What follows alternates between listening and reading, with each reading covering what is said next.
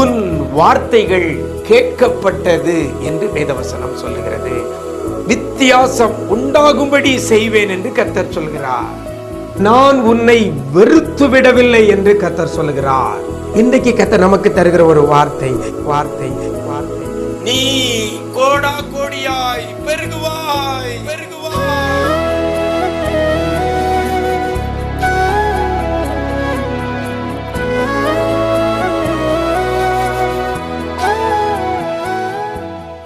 கிறிஸ்துவில் பிரியமானவர்களே, ஆண்டவரும் இரட்சகருமாகிய இயேசு கிறிஸ்துவின் ஈடு இணையற்ற நாமத்தில் உங்களுக்கு அன்பின் வாழ்த்துக்கள். நல்லா இருக்கிறீங்களா? எல்லாரும் ஆண்டவர் கிருபையில் நல்லா இருப்பீங்கன்னு கர்த்தருக்குள் நம்புகிறேன். இந்த நாளில் கூட கர்த்தர் நமக்கு தருகிற ஒரு வார்த்தை ஆதியாகமத்தின் புஸ்தகம் 24ஆம் அதிகாரம் 60ஆம் வசனம் சொல்லுகிறது, நீ கோடா கோடியாய் பெருகுவாய் என்று வேதவசனம் சொல்லுகிறது. ரெபெக்காளை வாழ்த்தும் பொழுது சொல்லி வாழ்த்தின ஒரு காரியம், எங்கள் சகோதரியே நீ கோடா கோடியாய் பெருகுவாய் என்று வாழ்த்துகிற காரியத்தை தான் இன்னைக்கு கர்த்தர் உங்களுக்கு தருகிறார். கோடா கோடியாய் பெருகுவாய், நீங்க பெருகுவாய் என்று கர்த்தர் சொல்லுகிறார். நம்முடைய வாழ்க்கையில பெருக்கம் என்பது காண முடியாத சூழ்நிலைக்குள்ள அநேகர் கடந்து செல்கிறோம். எதுலையுமே பெருக்கம் இல்லை, இருந்த நிலைமையில் அப்படியே இருக்கிறோம். சிலர் சொல்லுவாங்க, நாளுக்கு நாள் கிழமை தான் போயிட்டு இருக்கோம் அப்படின்னு சொல்லுவாங்க. சரீர ஆரோக்கியம் நாளுக்கு நாள் குறைந்து கொண்டே போகிறது, பெருகலை. வியாதி தான் பெருகிட்டு போகுது, பொருளாதாரத்தில் பெருகலை, கடன் தான் பெருகிட்டு போகுது, சமாதானம் பெருகலை, துக்கம்தான் பெருகிட்டு போகுது. அப்படி நிறைய பேர் சொல்கிறத நான் கேட்டிருக்கிறேன். அதனால் என் ஆண்டவர் சொல்லுகிறார், நீ கோடா கோடியாய் பெருகுவாய். ஒரு ஆசீர்வாதமான ஒரு வார்த்தையை சொல்லி வாழ்த்துகிறது. அந்த வார்த்தை இன்றைக்கு உங்களுக்கு நேராக கடந்து வருகிறது. நீங்கள் கோடா கோடியாய் பெருகுவீர்கள். பெருக பண்ணுகிறவர் நம்முடைய ஆண்டவர்.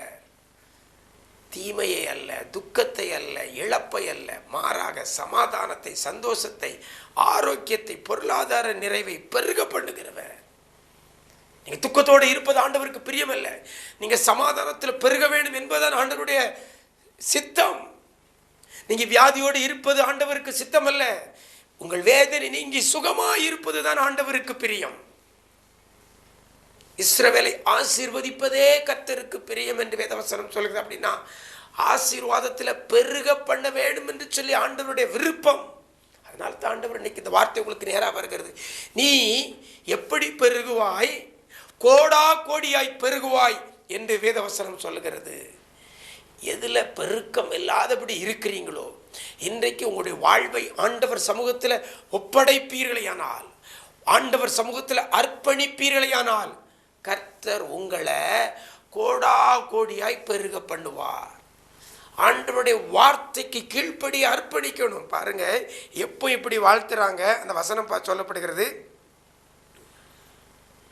ரெபெக்காளை அழைத்து 58ஆம் வசனத்தில் ரெபெக்காளை அழைத்து, நீ இந்த மனிதனோடு கூட போகிறாயா என்று கேட்டார்கள். அவள் போகிறேன் என்றாள். சொல்கிற வார்த்தைக்கு அப்படியே கீழ்ப்படுகிற அனுபவம் ரெபெக்காளிடத்தில் இருந்தது. அதனால தான் எல்லாரும் சகோதரர்கள் எல்லாரும் சேர்ந்து அவளை வாழ்த்தும் போது நீ கோடா கோடியாய் பெருகுவாய்.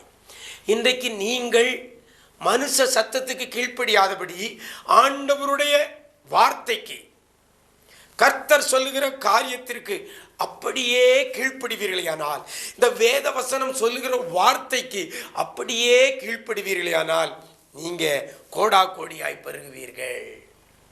புரியுதா? ரெபெக்காள் அவர்கள் சொன்ன வார்த்தைக்கு அப்படியே கீழ்ப்படிந்தாள். மாறுத்திரம் ஒன்றும் சொல்லலை, எதிர்ப்பு ஒன்றும் தெரிவிக்கலை. உடனே சகோதரர்கள் எல்லாரும் சேர்ந்து அவளை வாழ்த்துகிறார்கள். நீ கோடா கோடியாய் பெருகுவாய். அதே போல பெருகுகிறாள். பஞ்ச காலத்தில் கூட விதை விதைக்கும் பொழுது 100 மடங்கு ஆசீர்வாதம் இந்த ரெபெக்காள் கணவனாகிய ஈசாக்குக்கு கிடைச்சது. எனக்கு அருமையான தேவ ஜனமே, கோடா கோடியா பெருகுவா, குடும்பம் பெருகும், சந்ததி பெருகும். வார்த்தைக்கு கீழ்ப்படிந்தால், இன்னைக்கு நீங்க மற்ற மனிதருடைய வார்த்தைக்கு கீழ்ப்படிவதை நிறுத்திவிட்டு ஆண்டவருடைய வார்த்தைக்கு கீழ்ப்படியுங்கள். கர்த்தர் சொல்லுகிற காரியத்துக்கு அப்படியே கீழ்ப்படியுங்க. மறு உத்தரவு ஏதும் மறுப்பு கொடுக்காதபடி, பேசாதபடி ஆண்டவருடைய வார்த்தைக்கு அப்படியே கீழ்ப்படிவீர்களானால் நீங்களும் கோடா கோடியாய் பெருகுவீர்கள், கோடா கோடியாய் பெருகுவீர்கள். சுகத்தில், சமாதானத்தில், சந்தோஷத்தில், ஆரோக்கியத்தில், பொருளாதாரத்தில், சமாதான காரியத்தில், எதிர்கால வாழ்க்கையில, கையின் பிரயாசத்தில், தொழிலில், வேலை பார்க்கிற இடத்துல கோடா கோடியாய் பெருகுவீர்கள். ஆண்டவருடைய வார்த்தைக்கு கீழ்ப்படுகிற பிள்ளைகளுக்கு கர்த்தர் இந்த ஆசீர்வாதத்தை வச்சிருக்கிறார். ஆண்டவருக்கு எதிர்த்துனுக்காதங்க. வேதவசனம் சொல்கிற வார்த்தைக்கு அப்படியே கீழ்ப்படிந்து நடங்கள், நீங்களும் கோடா கோடியாய் பெருகுவீர்கள்.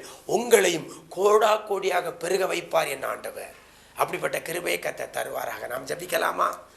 எங்களை நேசிக்கிற அன்பு நிறைந்த ஆண்டவரே, ஆசீர்வதிக்கப்பட்ட இந்த நல்ல நாளிலே கூட நீ கோடா கோடியாய் பெருகுவாய் என்ற வார்த்தையை கொடுத்து ஒவ்வொரு பிள்ளைகளையும் நீங்க ஆசீர்வதித்ததற்காய் உமக்கு நன்றி செலுத்துகிறோம் ஆண்டவரே, உமக்கு நன்றி செலுத்துகிறோம் அப்பா. தகப்பனே, என்னென்ன காரியத்தில் பெருக்கம் இல்லாதபடி குறுகி போய் இருக்கிறார்களோ அத்தனை காரியத்திலே ஒரு பெருக்கத்தை என் தேவனாகிய கர்த்தர் நீர் கொடுக்கிறதற்காக நன்றி செலுத்துகிறோம். என் தேவனாகிய கர்த்தர் நீர் கொடுக்கிறதற்காக நன்றி செலுத்துகிறோம் அப்பா. கிருபைகள் பெருகும்படி செய்யுங்க, கிருபைகள் பெருகும்படி செய்யுங்க ஆண்டவரே.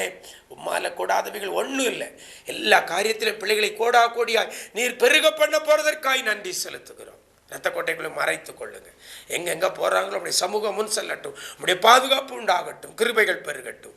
மீட்பர் இயேசுவின் மூலம் ஜெபிக்கிறோம் நல்ல பிதாவே, ஆமேன், ஆமேன். பிரியமானவர்களே, ஆண்டவருடைய வார்த்தைக்கு அப்படியே கீழ்ப்படிந்து நடவுங்கள். கர்த்தர் உங்களையும் கோடா கோடியாய் பெருக பண்ணுவார். God bless you.